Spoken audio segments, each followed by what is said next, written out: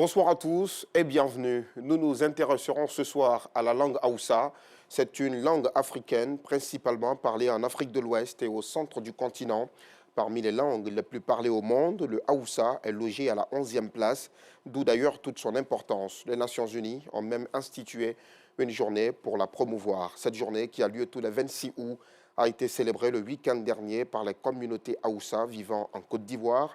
Ces différentes communautés se sont rencontrées au quartier Biafra, dans la commune de Trècheville. Le reportage de Nou Sangaré et Pargassoro Kone Demadongui est à voir à 19h30. Le football ivoirien reprend de plus belle samedi 10 septembre 2022.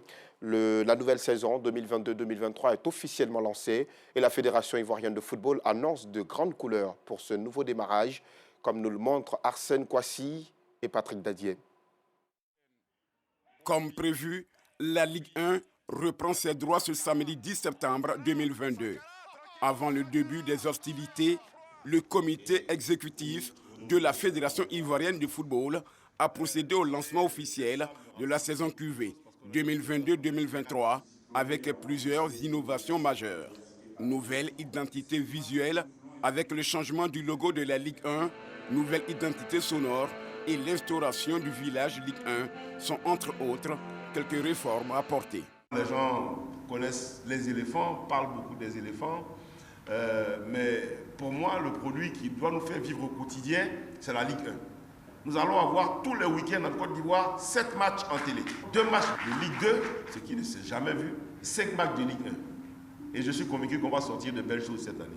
Si la Ligue 1 est aujourd'hui un label, c'est grâce en partie à son partenaire historique, la radiodiffusion télévision ivoirienne, RTI, dont le représentant du directeur général se dit honoré. On a mis tout en œuvre au niveau de la production pour pouvoir produire tous ces matchs-là, pour pouvoir les faire voir à la télévision, pour pouvoir les faire revoir aussi sur le digital, sur la radio. Donc nous sommes en vrai partenariat gagnant-gagnant avec la FIF.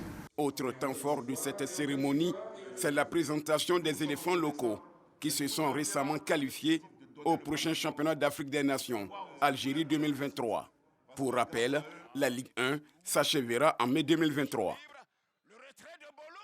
Et chez nos voisins maliens, la localité de Talataï, à environ 150 km de Gao, au nord du pays, a été le théâtre d'une nouvelle attaque. Une dizaine de civils ont été tués. Selon un élu local, les terroristes de l'État islamique au Grand Sahara ont brûlé le marché et plusieurs habitations. Pour rappel, Talataï est une ville qui est sous le feu des projecteurs depuis le début de la crise malienne en 2012. La reine est morte, vive le roi. Charles III est arrivé à Londres ce vendredi en début d'après-midi. Il a été ovationné devant Buckingham Palace. Le nouveau roi a également tenu sa première audience avec la nouvelle première ministre britannique Liz Truss. Voilà, c'est tout pour ce bref tour de l'actualité. Merci de nous avoir suivis. Rendez-vous à 19h30 pour ne rien rater de l'actualité nationale et internationale.